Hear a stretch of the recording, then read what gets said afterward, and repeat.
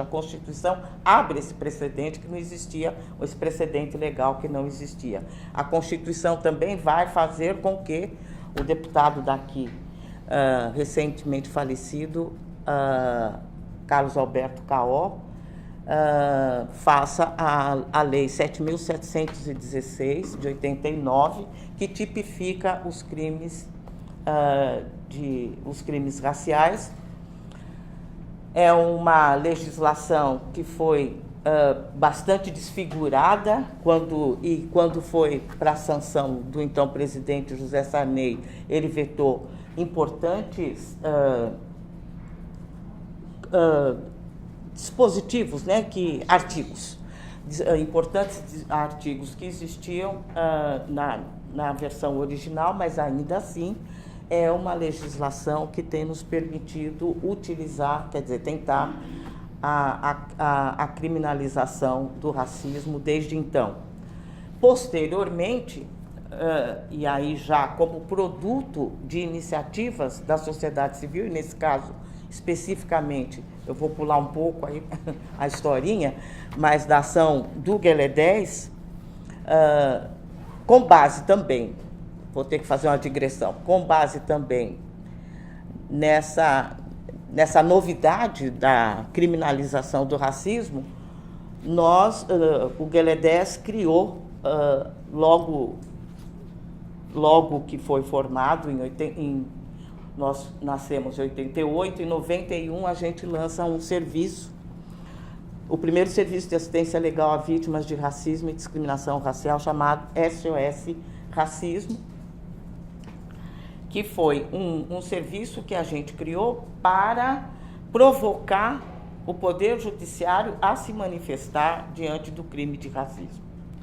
Porque até então o judiciário, quer dizer, o racismo era considerado como produto de atitudes individuais, né, de pessoas problemáticas, não uma ação sistemática a qual as populações negras estão submetidas. Então, a nossa estratégia era criar uma massa significativa de casos concretos que obrigasse o Poder Judiciário, a Justiça, a se manifestar em relação a esse crime. Só no primeiro mês que a gente, de atendimento desse serviço, nós apareceram 800 pessoas. No primeiro mês, 800 pessoas. Foi um surto, assim, foi... Não, foi um surto.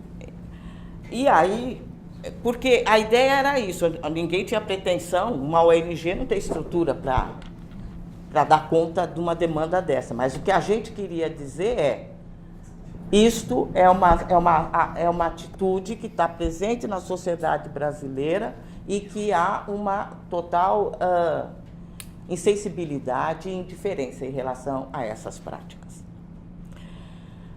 E nós começamos a tratar dos casos concretos e remeter os casos concretos. E aí foram aparecendo tudo o que vai impedindo o acesso à justiça e à criminalização. Então, o que aparecia? O primeiro obstáculo estava no delegado, no escrivão, Você chega lá e a primeira coisa que eles fazem é desqualificar o crime de racismo. Estou falando de uma experiência de quase 30 anos atrás. Então, mas desqualificava e jogava para injúria. Injúria, difamação, calúnia, e remetia para o Código Penal. Então, dizia que não tinha como tipificar como crime de racismo porque não havia tipificação dentro do Código Penal que permitisse enquadramento do crime, ou que a Constituição não é autoaplicável, ou que a legislação infraconstitucional, que era a Lei Caó, não estava no cotidiano, não é, do fazer das delegacias, e que a Bíblia das delegacias era o Código Penal, e que, ou seja, sistematicamente havia a desqualificação do crime, que a gente entendia sempre como uma forma de descaracterizar o crime e reiterar a ausência de racismo. Depois você vai, os raros casos que a gente conseguia caminhar com eles até chegar, né, numa instância em que o juiz tinha que se manifestar, era frequente ele argumentar que não havia habitualidade no gesto cometido e que, portanto, não era possível fazer uma tipificação de uma conduta racista intencional e também era desqualificado. Ou seja, habitualidade. Então, ou tinha até coisas folclóricas em coisas assim, quando envolviam mulheres negras, porque este é um país em que a mulata é a tal, coisas que o juiz escrevia. Tem umas barbaridades que também, tem uma coleção de barbaridades que a gente pode socializar se vocês quiserem. Mas o que importa nisso é que, durante anos, a gente teve essa negativa da justiça de criminalizar ou essa atitude de descaracterizar. E foi exatamente essa massa de casos concretos que nós produzimos, que foram objeto da proposição do então deputado Paulo Paim, do PT, do Rio Grande do Sul, que usou toda essa informação para fazer uma nova investida na legislação de agravar o crime de injúria, que está tipificado no Código Penal, e aí introduziu a injúria racial e agravou a pena do crime de injúria quando fomentado por atitude de racismo. Por isso que hoje a gente tem essa figura que está aí, que vocês conhecem bem, da injúria racial, que também depois veio a ser bastante questionada, por que tem esse enquadramento na injúria, mas a história da injúria racial é essa, foi uma tentativa do então deputado Paulo Paim de tentar, bom, ok, eles vão desqualificar, eles vão remeter, então nós vamos agravar o crime quando por motivação de racismo. Essa é a história dessa legislação. E agora nós acabamos de ter uma nova vitória que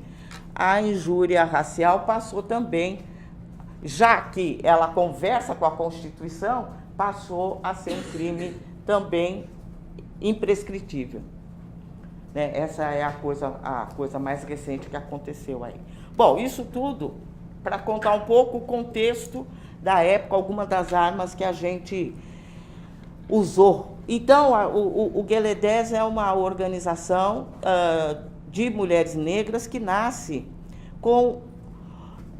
a partir da seguinte constatação, que existia na época, há 30 ou mais anos atrás, um vibrante movimento negro, como eu estou dizendo, um movimento negro que foi capaz de inscrever, por exemplo, no processo constituinte e na Constituição, essas coisas tão importantes, um vibrante movimento negro que denunciou a farsa da democracia racial de uma maneira sistemática e persistente.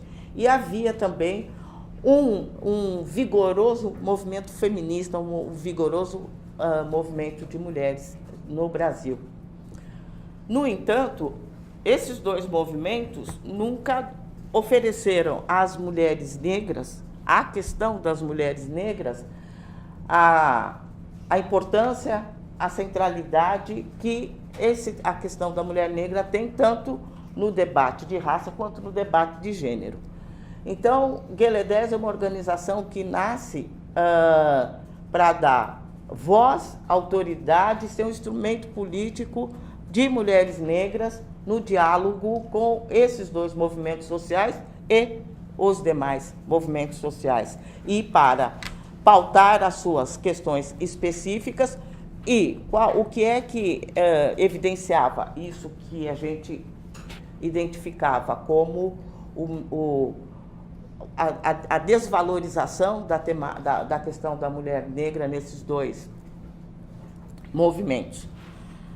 Embora as mulheres negras sempre tenham sido a base maior do movimento negro, geralmente as mulheres negras eram, como é que chama? As tarefeiras, não é? Das grandes lideranças masculinas, que eram os donos do microfone, os donos, né? Os donos da bola.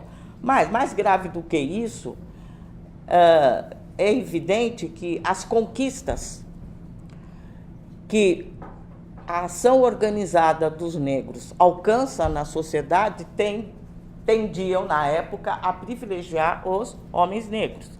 Igualmente, as conquistas coletivamente alcançadas pelo conjunto das mulheres terminavam por beneficiar as mulheres brancas, ou seja, e as mulheres negras permaneciam confinadas, né, numa situação de imobilismo social em função dessa conjugação perversa de racismo e sexismo. Então, Gueledés é uma das organizações que surge nesse contexto para tentar alterar essa lógica perversa que faz com que as mulheres brancas sejam beneficiárias das conquistas das mulheres em função do racismo e os homens negros beneficiários das conquistas coletivas dos negros em função do sexismo. Então, é uma organização que emerge com essa disposição de luta e que, evidentemente, cria dificuldades, né, com esses dois grandes outros atores políticos que entendem que uma organização autônoma, independente de mulheres negras, como nós propunhamos, seria um fator de divisionismo na luta dos negros, e as mulheres brancas diziam que seria um fator de divisionista nas mulheres negras. E nós resolvemos não dar bola nem para um nem para outro e fazer a nossa história. Então, é disso que se trata. 30 anos depois, eu acho que nós tínhamos razão.